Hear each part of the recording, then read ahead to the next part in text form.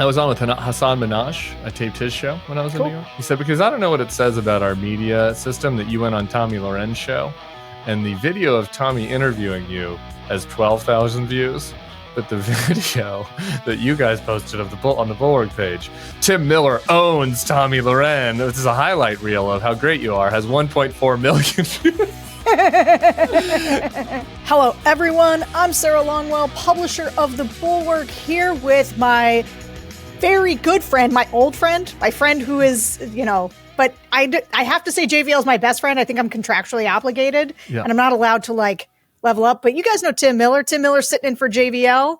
It's great to have you here. What's up? We're changing seats. JVL's taking his first spin at the Daily Pod. Big Gretch was in the White House yesterday. Why was she in the White House? Okay, I can answer that. We got a statement here from her spokesperson. So I want to be generous and just give you what they say. Governor Whitmer had a meeting with Speaker Hall, I guess it's Speaker of the Michigan House, and President Trump to discuss the northern Michigan ice storm, investing in Michigan's defense assets, like the Air National Guard base, also talking about tariffs, and then blah, blah, blah, some other stuff. She also delivered a speech in D.C. about the devastating effects that tariffs were having on Michigan, though in that speech, she also talked about how tariffs can be a good thing. That's just me editorializing. And then she says the governor, this is a spokesperson statement, was surprised that she was brought into Oval Office during Trump's press conference without any notice of the subject matter. Her presence is not an endorsement of the actions. The background is the intention was to have a meeting with the president. It would have been her third in about 6 weeks. She thinks it's important because of, investment in the energy industry and et cetera. Or not the energy industry, excuse me, the defense. They need money for the base in Michigan. So I get it. You're the governor of a state. Nothing against the people at the Selfridge Air National Guard base. Governor Whitmer is going to understand the vicissitudes of that funding question more than me. I think it just showed bad judgment. Aren't there other ways to do it? You can do it on. Do they have to be in-person meetings? Did you call them on the phone? Did you send somebody? When you get called into the Oval Office, like in that moment, and don't you have to speak up, or do you not? Or do you leave and protest? Right, like instead of just stand there. I don't know. I'm sympathetic. It was clearly a tough situation. Like you're trying to advocate for your state. But to me, it felt like somebody who's like treating this the way they would have treated it if, George W. had invited her to the Oval Office. And I think that you got to treat these things differently. So you're a big Gretch fan. What'd you make of it? I got to say, I love my Midwestern governors, and I maintain of all of the things that I said in 2024. I know where you're going with this.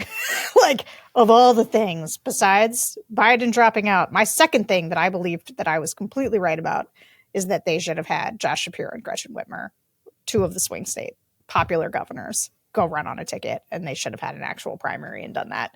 And that we wouldn't be where we are today. However, I was so disappointed in Gretchen Whitmer, and I think it showed catastrophic judgment. And here's the thing. It's not that statement, okay? That statement that you just read, that's actually the problem that I have. Because in that statement, the acknowledgement is, well, I didn't know what it would be. She doesn't say, and I condemn what Trump did. I condemn it. And this is my presence is not an endorsement of the actions taken or statements made at that event. Yeah, what is that? Oh, I'm sorry. Well, what do you think about it? I would hope not. If it's not him prosecuting a guy who ran CISA, who just said the election wasn't stolen, I'm sorry, do you not have it in you to condemn that outright? And so this is where, and this is my knock on a lot of Democrats, which is you cannot say that Donald Trump is a threat to democracy, and then when he takes affirmative actions that threaten democracy on their face and you say nothing, that is an indictment of you and your political ability. And I have liked her. I have hoped that she would have a strong political career. But look, these are the moments, man. You get weighed, you get measured, and then you're found wanting. It's a moment you get faced with, and then you can't meet the moment. Yeah. I'm going to read another part of the statement. I was planning on being nice, and as listening to you talk now, I'm getting riled up. This is more on the background statement from a source close to her. We were happy about the fact that Trump said the government could do something about the base. I get that. I do. He talked about that openly. He also talked about the big fish, the issue of the invasive carp in the Great Lakes. These are good things. If we can get help from the federal government on those two things, that is big for the state. Like, I'm just sorry. Like, the big carp and the invasive carp, like, I'm sure it's a real problem for people in the state. But when the fucking president of the United States is in the Oval Office directing the Department of Justice to investigate an individual for whistleblowing, for telling the truth, for doing their job, like, that is more important than the carp. Like, and you know, and just to be like, and it just shows like you're saying, like a misunderstanding of the opponent, of the nature of the threat. And it's just like, no, there are ways to do this. There are ways to find funding on the CARP issue, but that now is the time to stand up clearly and oppose him. I remember something JVL wrote that was a little controversial during the transition, which was the Democrats need a Ron DeSantis. And I obviously there are some negative associations with all that, but like just directionally speaking, you know, Ron DeSantis gave no quarter to Joe Biden in ways that were totally inappropriate at times and gross and trolly. And like we're not calling for that part, but just that first part of the sentence. Like I just think as the governor of Michigan, it's your job to give no quarter to Donald Trump. If there are ways that you can work with him, Ron DeSantis showed up when Joe Biden showed up to a fucking emergency thing or whatever. Like sometimes, but like the carp, I'm sorry, not for the invasive carp. Like you don't get to trade the democracy for a carp. Like either you mean it about the danger he poses, or carpe DeSantis, carpe D over everything. What it's the carp is too much. Yeah, and also we talk about this on the next level, and I just want to keep repeating it because I know that we have Democratic. It's just the strategy is all wrong. I'm kind of astonished by this. Like there is like a widespread belief, it seems like, among a lot of Democratic operatives, like the right thing to do right now in this moment is to like triangulate. Like he's bad, but also I care about his voters, and there's some points that he's making that were right, but the execution is bad. And I don't think that's the play, man. Like I don't think that's the way to get Trump voters. I think that the way to get Trump voters is to say, you know, you guys made your bet on this guy, and I'm sorry, but he's letting you down. He is letting you down, and he is not, and what he's doing is going to harm you. And I care about you, and I want to help you. And here's some good things you can do, right? Like, but not be like he has some points, and we need to work with him on some things. Like, I just don't think I just don't see it. Part of what's annoying to me about this is it just betrays like really poor political instincts. Yeah. Because you don't understand what your party wants, but also sort of what the moment requires. Yeah. And if that's true, then like, you're probably not fit for national government, because what people are looking for right now is not somebody who triangulates, right? They're looking for somebody with a really distinct point of view that is strong and that stands up, right? They want somebody, and I you know, this is going to come out tonight, the secret, or on Friday, the secret pod, and then on Saturday, my focus group pod will be out. And so I don't want to preempt it too much, but like we did this thing where we had two groups of Democrats who think the party should be more moderate, and Democrats who think the party should be more progressive. At the end of the day, all of them wanted the same thing, which is the party to be more aggressive, right? They wanted people to stand up to Trump. They think what's happening is insane. You are not going to win a Democratic primary by cozying up to Trump. And so to me, it's just like, it's like sort of like Mike Pence running for president. It's like, hey, Mike Pence, have you talked to a voter lately in your party? Like, it's not that they don't like you or they think your policies are bad. They want to do you murder. They want to murder you. They hate your guts. And so you and Nikki Haley have a fundamental misunderstanding of who you appeal to, which is not the modern Republican Party. And this is like the same type of thing where I'm a little bit like, Gretchen, I bet you're a great hang.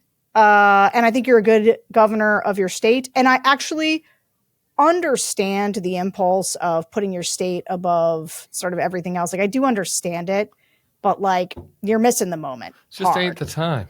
No. You're in there, the market's crashing, like at the same time that all this terrible stuff's happening. It's just, I also understand the impulse, but I think it's totally wrong. And in a way, it's kind of Romney, what you mentioned about Romney.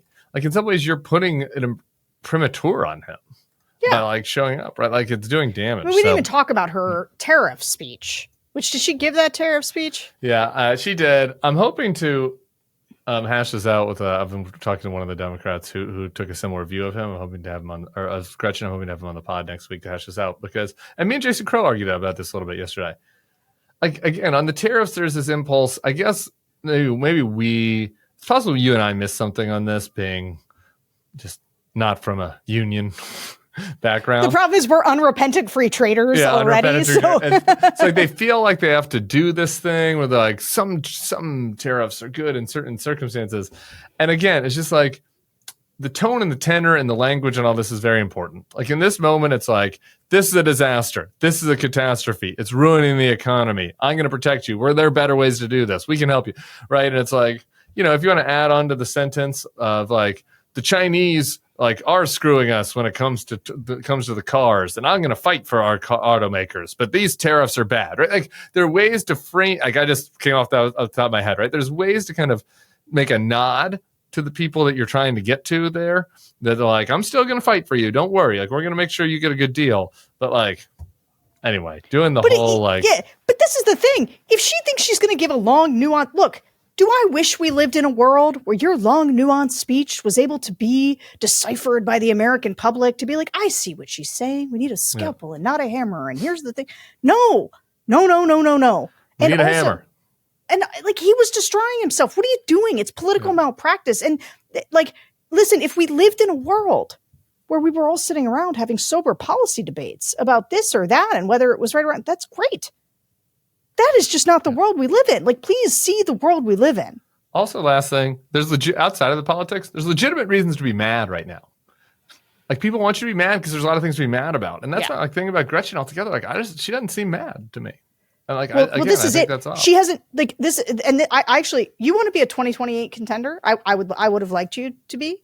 I wish everybody wanted to be a 2028 contender, so they were out there fighting for their role, fighting for some public attention, and to do that.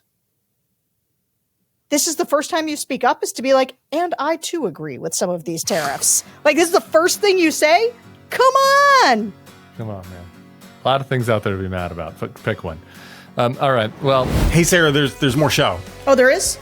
Yeah. Are we still talking? We have more talking? We're still talking. The talking goes on. But that's only for the people who are inside the Velvet Rope, the Bulwark Plus members. Oh, they got to subscribe. Yeah, tell them to subscribe. Tell the people, You should subscribe, Sarah. Guys. Why wouldn't you subscribe? You get all kinds of things. You get some extra me and JVL. You get some extra me and George Conway. You get JVL's Triad. This is one of the best things the Bulwark offers. I read it at least once or twice a week. Yes. Go and subscribe.